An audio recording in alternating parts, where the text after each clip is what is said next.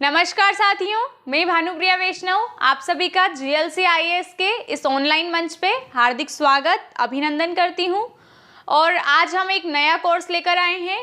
ये गुरुजी के मार्गदर्शन में ये कोर्स बनाया जा रहा है और इसमें हम ऐसे टॉपिक्स कवर करने वाले हैं जिनमें सामान्यतः अभ्यर्थी ज़्यादा मेहनत नहीं करता है इन टॉपिक्स पर, और मतलब कम तैयारी के साथ ही हम चले जाते हैं। लेकिन ये टॉपिक्स ऐसे हैं जो मतलब इनमें हम 100% नंबर ला सकते हैं। जैसे इन टॉपिक्स में हम कवर करने वाले हैं मानक शब्दावली, हिंदी टू इंग्लिश ट्रांसलेशन या इंग्लिश टू हिंदी ट्रांसलेशंस, उसके अलावा प्रारूप या मैथ्स वाला जो पोर्शन हो गया। तो ये सारे टॉपिक्स हमने इस कोर्स में कवर किए हैं। और ये जो कोर्स है अभी फ़िलहाल लॉन्च नहीं हुआ है, लेकिन 1-2 दिन में ये कोर्स लॉन्च हो जाएगा और आप इसको जीएलसी आईएएस के एप्लीकेशन पर देख पाएंगे। चलिए शुरू करते हैं। देखिए, पहली शब्दावली है अचीवमेंट। अचीवमेंट यानी कि उपलब्धि, है ना, इसको हिंदी में बोलेंगे उपलब्धि। और यहाँ पर मैंने इसका एक सेंटेंस भी बनाया है, हिंदी में भी और इंग्लिश में भी। इसका उद्देश्य ये है कि हम हिंदी टू इंग्लिश जो या फिर जो ट्रांसलेशन या अनुवाद है उसे हम सीख सकें, साथ ही साथ हमारी वोकेब मजबूत हो सके। क्योंकि सबसे बड़ी जो समस्या आती है अभ्यर्थी के सामने वो आती है वोकेबलरी की, कि जैसे कि यहाँ पर लिखा है उन्मूलन। अब आपको पोलियो पता है, रोग पता है, लेकिन उन्मूलन का इंग्लिश मीनिंग नहीं आ रहा है, क्या करेंगे? तो ऐसे ही हम लोग सेंटेंस मेकिंग भी देखते जाएंगे, थोड़े बहुत उसके ग्रामेटिकल रूल्स भी देखते जाएंगे और वोकेबलरी को भी हम तैयार करते जाएंगे। तो पहली शब्दावली है अचीवमेंट। अचीवमेंट यानी कि उपलब्धि। अगर हम सेंटेंस की बात करें तो यहाँ लिखा है the eradication of polio disease is great achievement. ठीक है, तो सामान्यतः सभी को पता होता है कि पोलियो डिजीज मतलब कि पोलियो रोग होगा, ग्रेट अचीवमेंट मतलब कि एक बड़ी उपलब्धि, है ना। पर उन्मूलन का शब्द काफ़ी समय में मतलब काफ़ी टाइम हमें नहीं आ पाता है, मतलब एट द पॉइंट हमें उस वक्त नहीं आ पाता है। चूँकि मैं भी मेंस दे चुकी हूँ तो इतना अनुभव मुझे है कि हम यहाँ तो हमें लग रहा है कि आसान है, लेकिन जब एग्जाम में बैठते तो समझ नहीं आता कि पढ़ा तो है, आता भी है, लेकिन आ नहीं रहा है, तुरंत नहीं पता चल पा रहा है कि एग्जैक्ट मीनिंग क्या है। तो ध्यान रखेंगे, द उन्मूलन के लिए हम इरेडिकेशन वर्ड यूज करेंगे।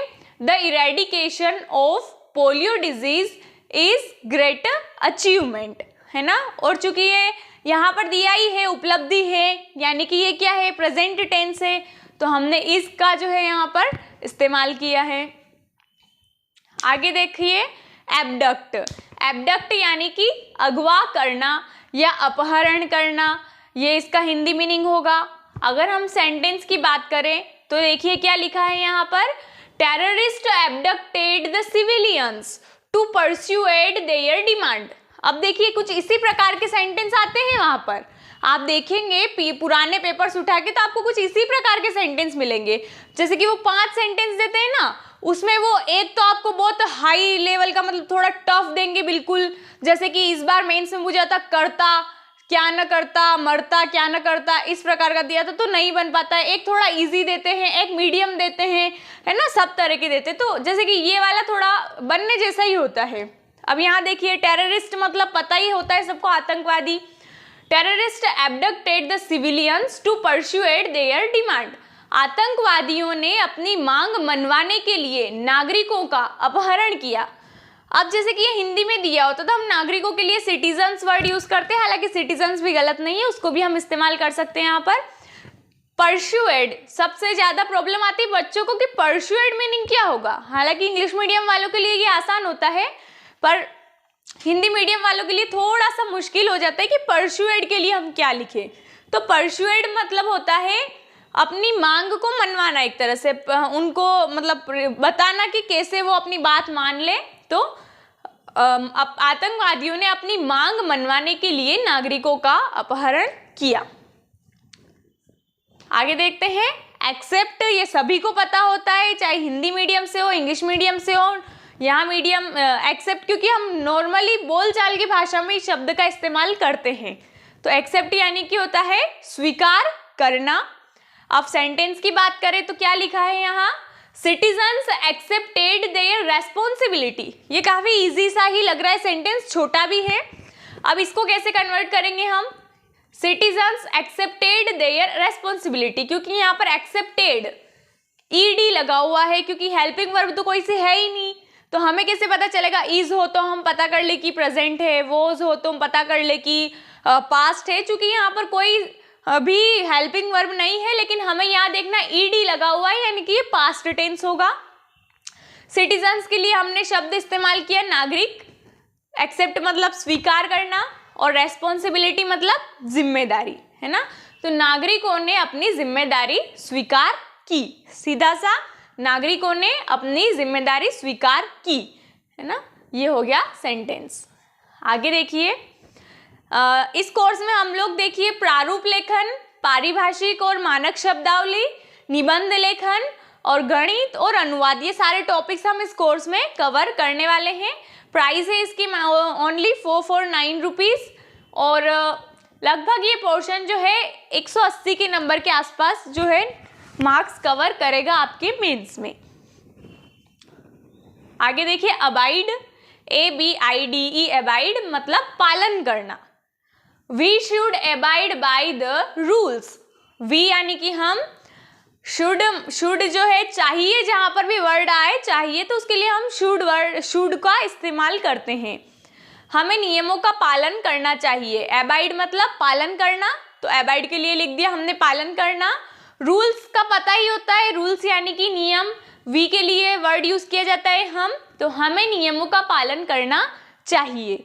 शुड आ गया है तो शुड आया है, मतलब कि आपको वर्ड में चाहिए लगाना है लास्ट में। अब यहाँ देखिए अब्सेंस, है ना। अब्सेंस यानी कि अनुपस्थिति, पता ही है, हम क्लास में भी प्रेजेंट अब्सेंट बताते ही थे, स्कूल से ही सुनते आ रहे हैं। तो अब्सेंस यानी कि अनुपस्थिति। अब सेंटेंस की बात करें, the case was dismissed in the absence of any definite proof.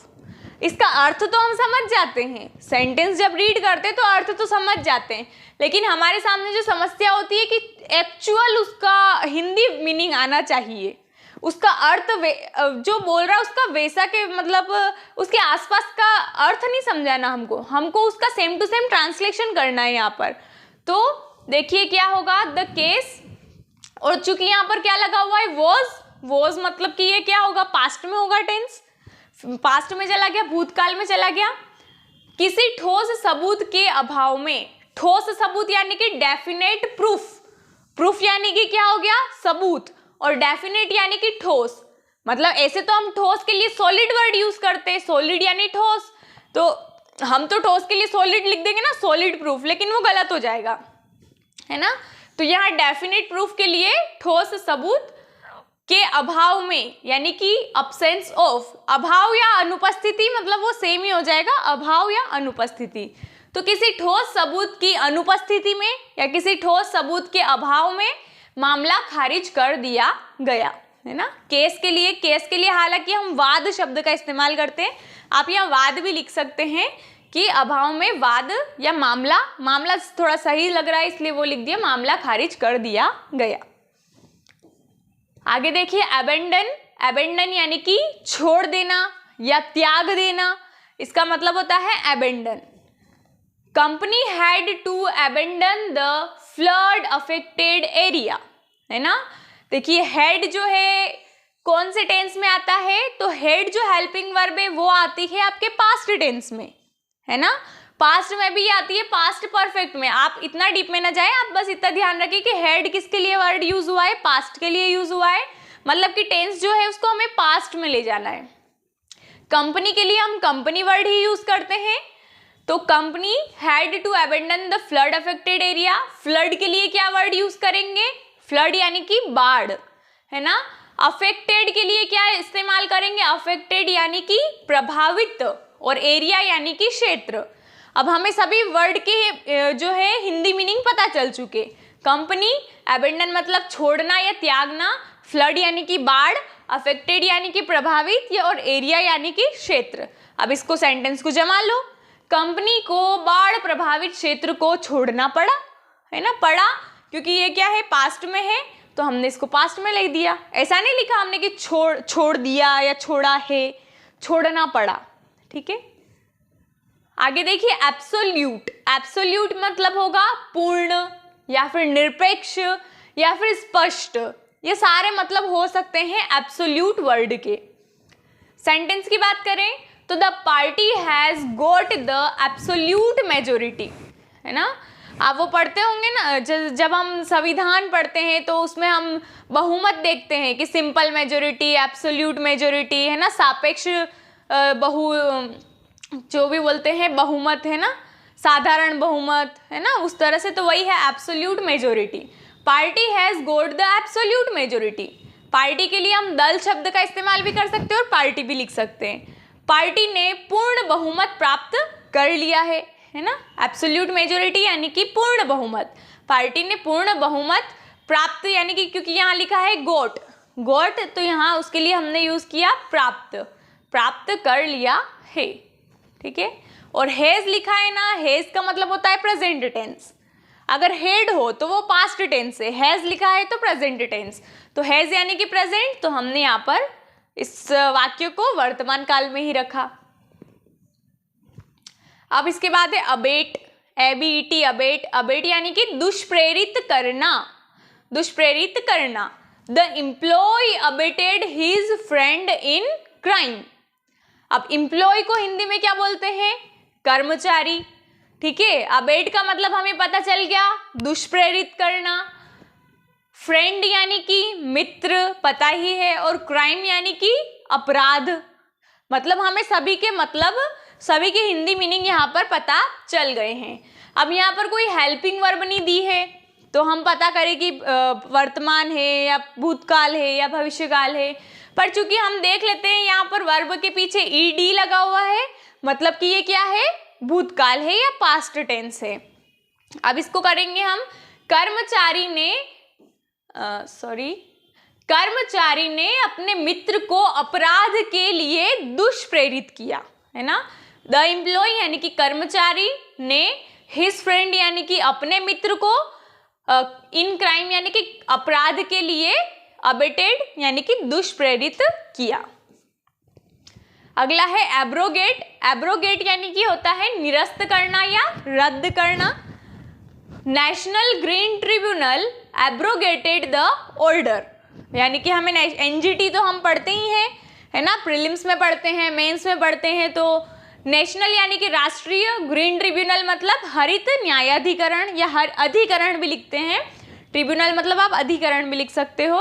राष्ट्रीय हरित न्यायाधिकरण या अधिकरण ने यह आदेश निरस्त कर दिया।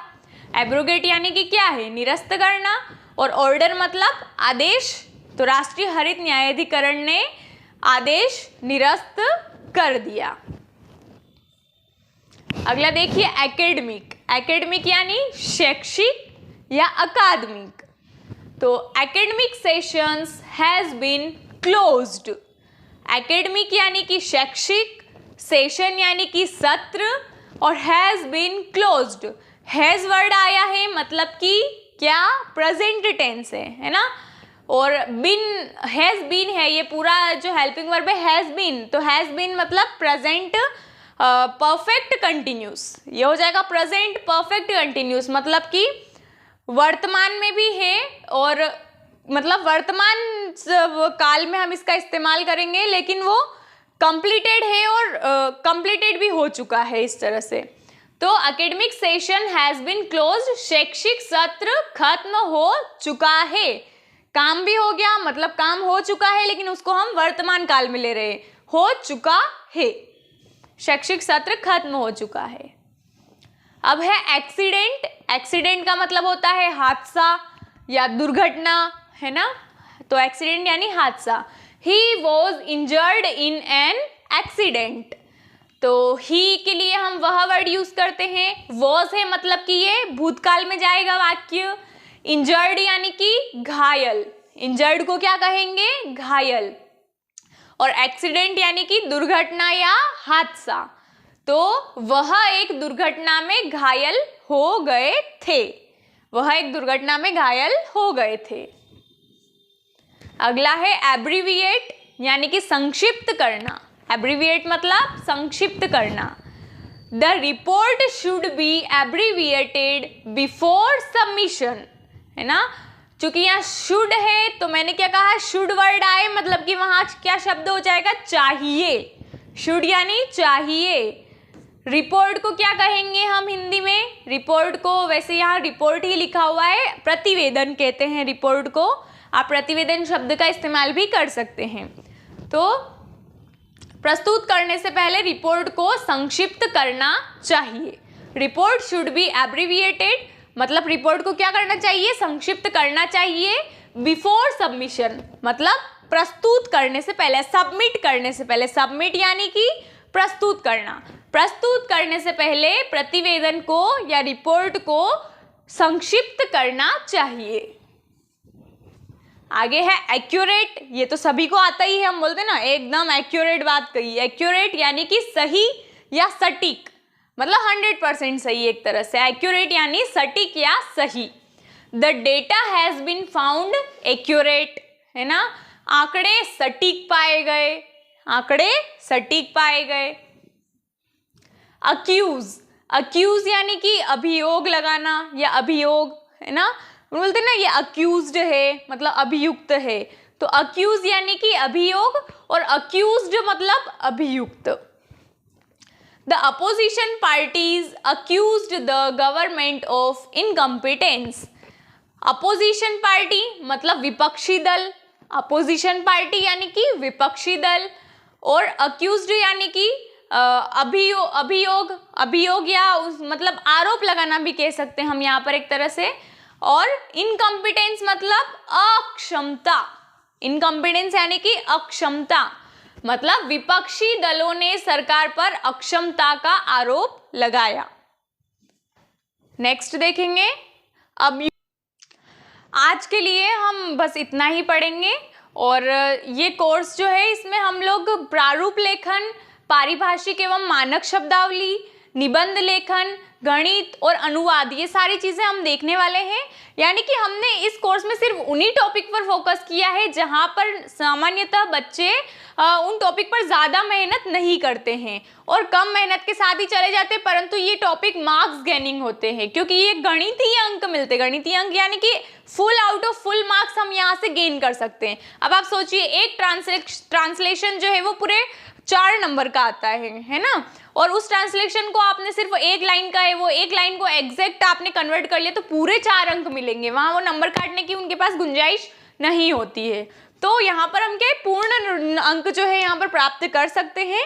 इसीलिए हमने यहाँ पर इस कोर्स में उन टॉपिक्स को ही कवर किया है। और आज के लिए बस इतना ही, मिलते हैं कल। धन्यवाद।